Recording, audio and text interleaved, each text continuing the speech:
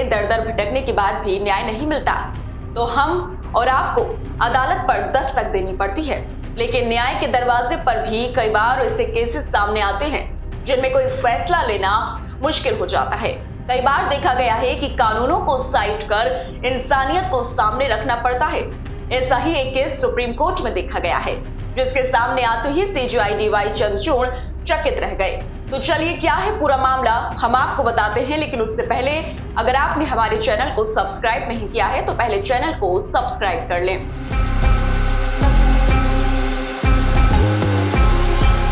दरअसल बीते शुक्रवार को सुप्रीम कोर्ट में शाम के उस पहर सीजेआई चंद्रचूड़ के पास एक मेल आया जब सुनवाई का वक्त खत्म हो चुका था और इस मेल के जरिए महज 14 साल की उस लड़की ने देश की सर्वोच्च अदालत से इंसाफ की गुहार लगाई थी जो दुष्कर्म से पीड़ित है और अब उस जघन्य अपराध की वजह से वो 28 हफ्ते की प्रेग्नेंट है।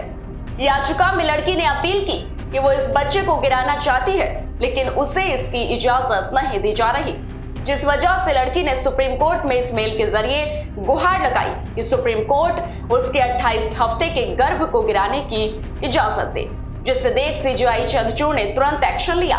सुनवाई का वक्त खत्म हो चुका था, फिर भी मामले की गंभीरता को देखते हुए सीजेआई चंद्रचूड़ ने अपनी अगुवाई में 2 जजों की बेंच का तुरंत गठन किया। बेंच के दूसरे जज जस्टिस जेबी पारदीवाला को बनाया गया। वहीं इस केस में सरकार की तरफ से अतिरिक्त सॉलिसिटर जनरल ऐश्वर्या भाटी पेश हुई। अदालत ने मुंबई के सायन अस्पताल से लड़की की शारीरिक और मानसिक स्थिति के बारे में रिपोर्ट मांगी है। पूछा गया है कि बच्ची का गर्भपात कराया जाए या नहीं, गर्भपात पर उनकी क्या सलाह है।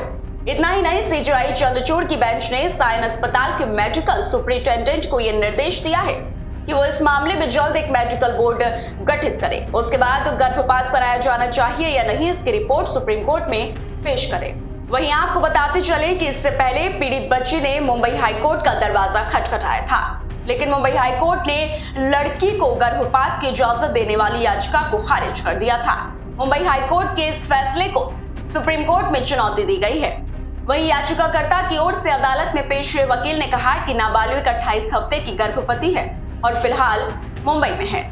वहीं जहां एमटीपी यानी मेडिकल टर्मिनेशन ऑफ प्रेगनेंसी अधिनियम की बात की जाए तो इसके तहत गर्भ गिराने की ऊपरी सीमा 24 हफ्ते तक की है। इसमें विवाहित महिलाएं, दुष्कर्म से पीड़ित महिलाएं, शारीरिक रूप से कमजोर महिलाएं और नाबालिग भी आती हैं।